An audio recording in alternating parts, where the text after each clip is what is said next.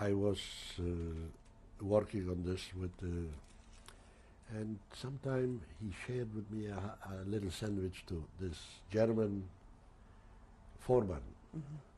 He was also an evacuee from the east because the Russian came. He was nice. He was fair, you know, he wanted to do his job, but he didn't push anybody. And then they stopped this work too, and we went on the march. Back and forth, they didn't know what to do with us. How long did this go on for? Maybe 10 days, just walking. Then they put us on a train, and we were going, and there was an air raid. And the Germans ran away first. What month was this? Would you remember?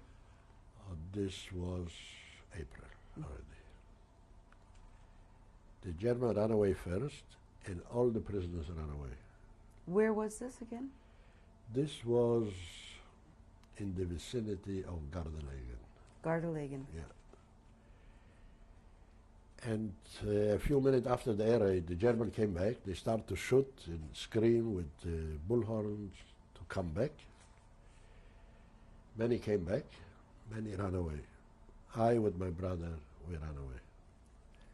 And we ran, because it was in the afternoon, we ran in the direction where the sun sets.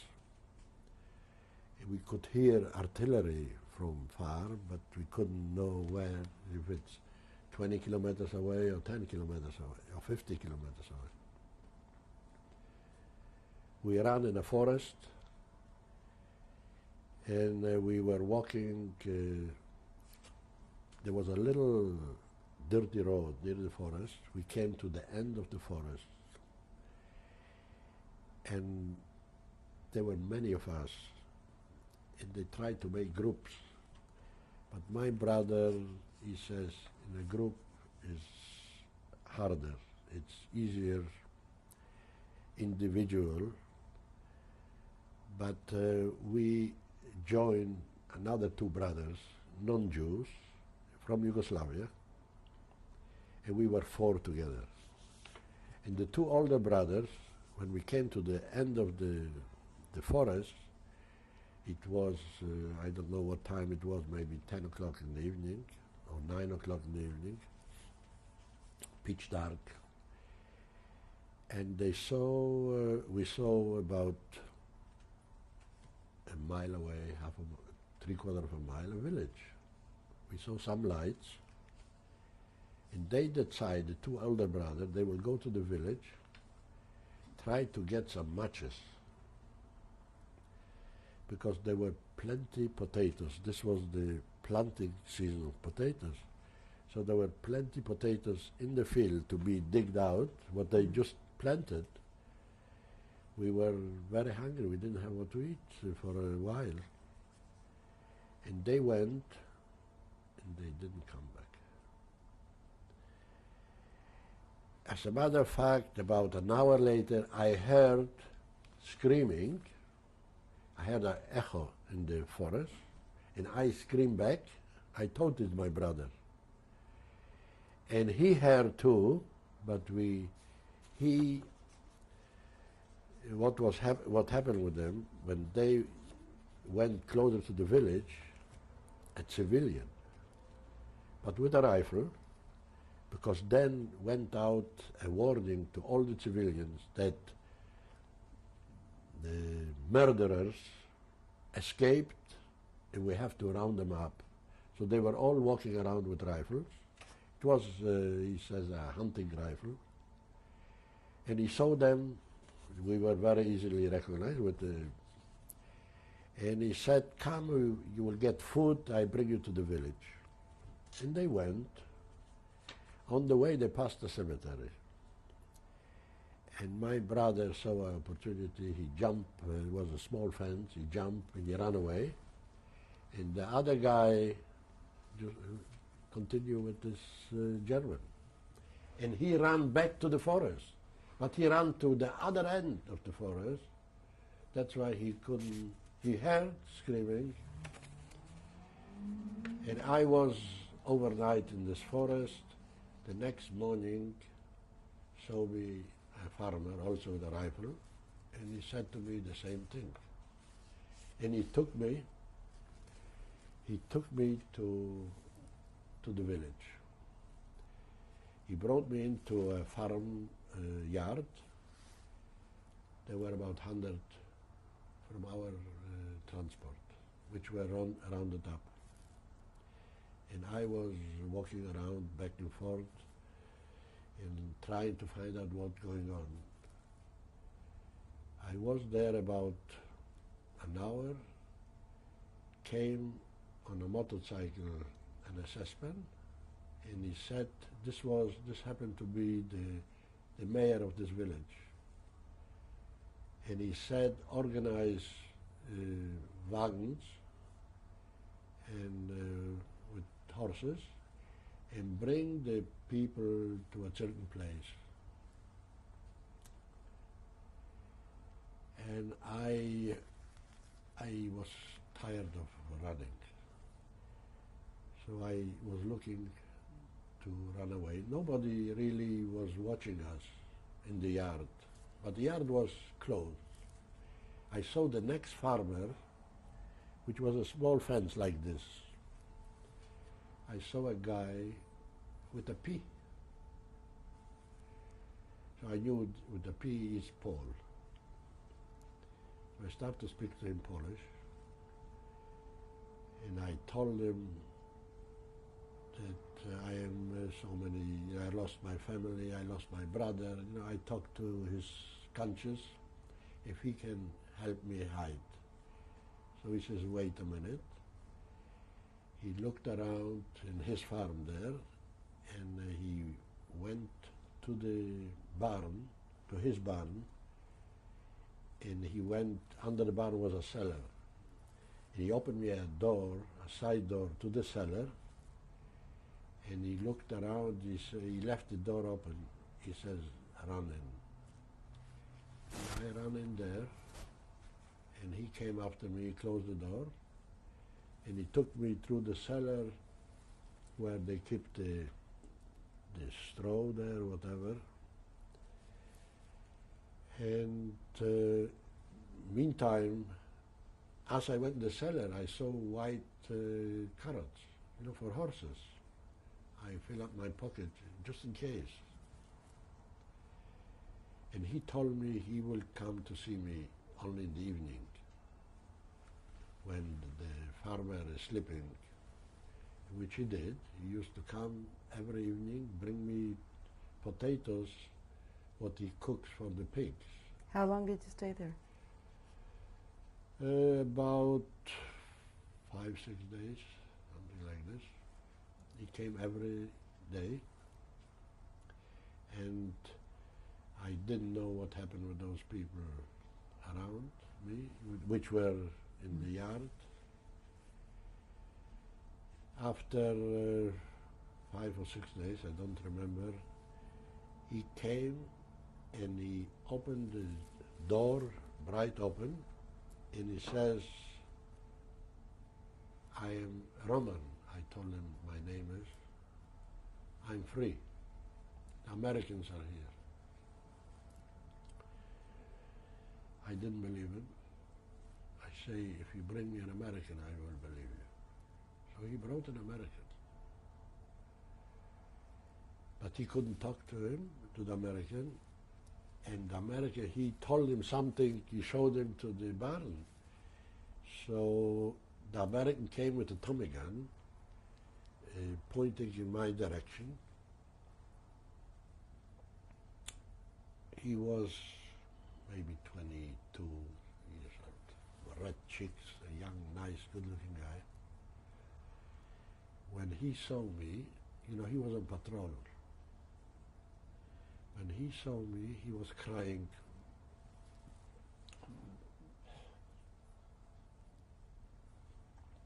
He was crying more than me. he saw me, I was standing up there, a shade, He talked to me, but I didn't understand him. But later I gathered that he was on patrol. He couldn't stay there with me and pamper me. He had to go away. But he emptied his pockets, cigarettes and chocolate and crackers and cheeses. They had the little cheeses. And he went away. And the Pole said to me, "Come down, wash yourself. I will be out most of the night because I have some accounting to do with somebody." Anyway, he went to some German girl, whatever. I went down and I started to wash myself. There was a pump with where the horses used to drink water. I used to wash myself there. Came out a German woman. This was already started getting dark. Elderly woman, and she saw me. So she said to me that I shouldn't stay here, I should go. She didn't mean it, maybe nothing, but she thought maybe the Germans will come back and they will see here she hide a prisoner or whatever. And me, stupid, I put on my shirt and I said, "Where should I go?" She told me, "Go to the city," which was 2 or 3 kilometers away. You could see the city, Garden Lane. Mm-hmm. Go there, the Americans are there. So I walked. I came to the city, it was pitch dark. I came to a fork, one road here, one road there. I didn't know where to go, which direction. Anyway, I decided to go one direction. And I see I'm almost out of town to a different direction. But I saw a truck, a military truck without people, an abandoned truck. I went inside because in April it's very cold, especially at night in Europe. And I was sitting there, I had cigarettes, I was smoking, and very late at night, I don't know what time, I heard steps behind me. And I got scared, I didn't know who, what. Meantime came a German, a civilian, a thief. He went somewhere to steal, but he saw a light from a cigarette, so he figured it's a soldier maybe. So instead to just pass by, I should stop him or whatever, he tried, but when he saw me, he saw I am no danger to him, but he says he was also a prisoner. They were all prisoners. And he went away. I was sitting till the morning. In the morning, because the American took the town, but for the night they withdraw. And in the morning they came. In the morning I saw, at night I didn't see any Americans. But in the morning, trucks going back and forth. So I went down and I knocked on a door in a German house. And I asked if I can wash myself, and she was glad. She took me in. I asked if she has some clothes to change. She gave me clothes, but I was stupid. She says, "I will give you clothes, but you give me your clothes." The uniform? Yeah. She probably later said that she saved somebody, so I could have my souvenir. Anyway, she gave me something to eat and some clothing which didn't fit, but doesn't matter. I went out in the street, I was walking around. I didn't see nobody, and I decided to go back to the village, to this pole. And I went back to this. I found it. Mind you, I was now in June, I couldn't find it. The house I couldn't find. But I went back, and when he saw me, he was crying. He didn't know what happened. He helped me survive, and suddenly I disappeared. I told him what happened, and he was mad at the German woman. And he made her prepare supper for us, and I took a shower, and we were sleeping in their house. He put her outside. There were no men there. I don't know. I think the son was somewhere on the Russian front. So did you have a sense that the war was really over for you? Oh yeah. I saw Americans already then. This was after the liberation, a day. And I was with him in this farm about 2 days, and then Sunday he says, we go to town. And he took the best 2 horses with a nice wagon they had for pleasure. We went to town, and the first sight I saw, my brother.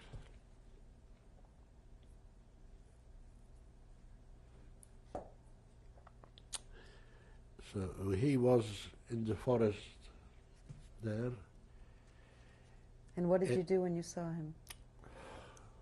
We both cried. We laughed and cried. We didn't know what to do.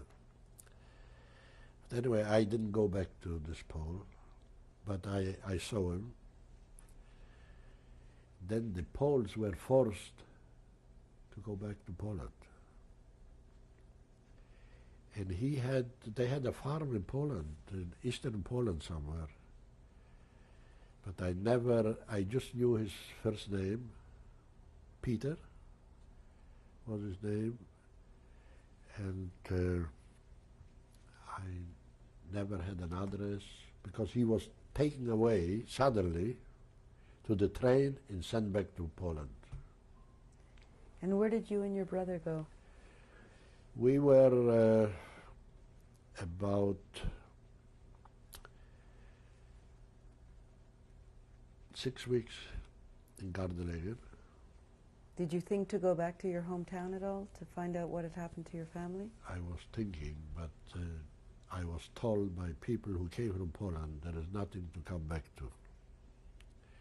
Meantime, I fell in love with my wife, and he fell in love with another girl. He's married to her, and I'm married.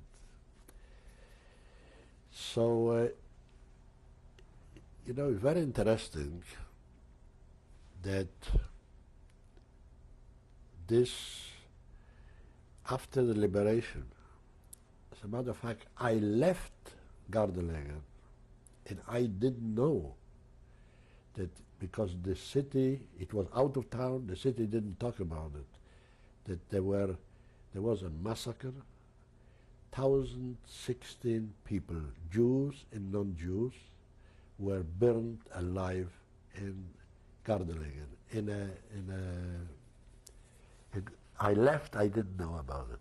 When was this? A day before the liberation. And I supposed to be, all those people who they gathered after, from a few transports, whoever they could catch, they brought them to this barn, and they soaked it with gasoline, they locked it, and they put it on fire. And whoever could escape, they gunned him down with machine gun. There are a few survivors. I have pictures of the survivors. And where did you go after Gardelegen? After Gardelegen, we heard there is going a transport to Israel. So they were about an hour away from us. There was a beautiful camp for German officers. And after the war, The Americans put up their, they threw out all the families from this camp. Not a camp, it was a suburb that with foreign passports, they kept them there till they can go away to wherever they had to go. And there was quite a group which was liberated in Bergen-Belsen with foreign passport, British, Americans, Israeli, Palestinian passports. They were kept in Bergen-Belsen for future exchanges, maybe of prisoners or whatever. And they were liberated with families. And they were put up there, and there was going a transport to Palestine. So somebody says maybe we could push you in there. But it was impossible. So, but we joined this group, and this group was going. Is this you and your brother now, or No, my brother not. you and your wife? My wife. She was not my wife then, but my wife had family in Palestine. She didn't know the addresses, but she knows she had family in Palestine. And mine sister-in-law, future sister-in-law, she had, as a matter of fact, she had a fiancé in the ghetto. And she was, if she would find him, she didn't want to go nowhere. She says, he will look for me. And my brother didn't want to leave her. In the end, she didn't find him, and they married. And after they got married, she found him. And he lives in Montreal, by the way. And so he didn't want to go with us, so he was behind in Gardelegen. But the Russian took over Gardelegen, so he went to Munich. And where did you go with him? And I joined this group which was supposed to go to Palestine. Mm-hmm. And we went on a train. We were supposed to go somewhere to Marseille. But we were separated from the real group. They went somewhere to Marseille, and we got stuck in Belgium for about a year, where we got married, and we went from there illegally to Palestine. Palestine. And how many years did you spend in Palestine? In Palestine I was 14 years. 14 years. Were you in the Israeli army?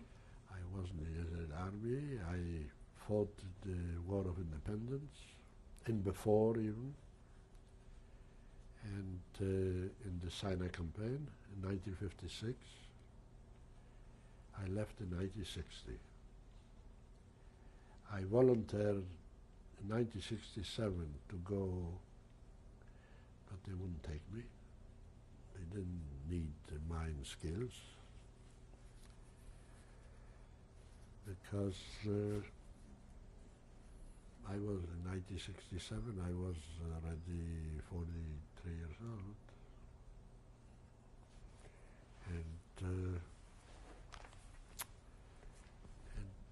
whatever, my son also volunteered, but he had no military experience at all, so they didn't take him either. They took only pilots and professions they needed. Mr. Strykowski, after the war, when you were living in a free country as a Jew, I'm sure you did have many haunting memories of the Holocaust. How did you manage them? How did you come to view your experience? The fact I never for a minute forget, but I am a unique type, I would say.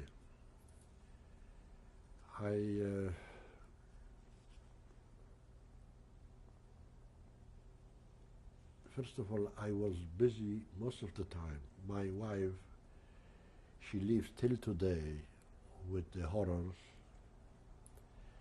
and wakes up at night and screams. So I'm always the one who calms down, and I was the therapist for her. And I always, I am an optimist. I always, things I cannot repair. I just can talk about it, and I think it's important to talk about it, to try to persuade people who think different, and that we are people we can live with, try to educate them.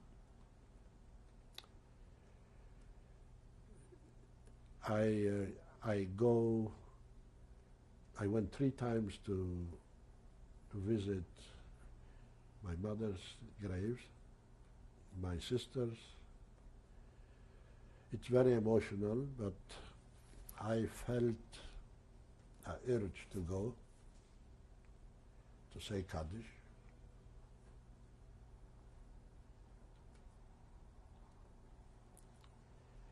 I make it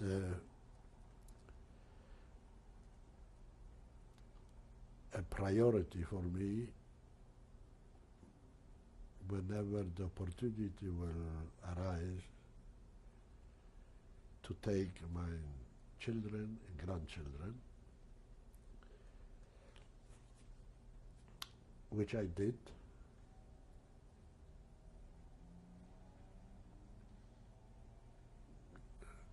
I hope they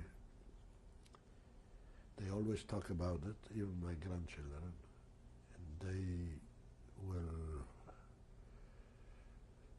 fight that it shouldn't happen again. Mr. Strykowski, I'd like to thank you for sharing this testimony with us. I don't know what to say. It's my pleasure. I'm happy that I could bear witness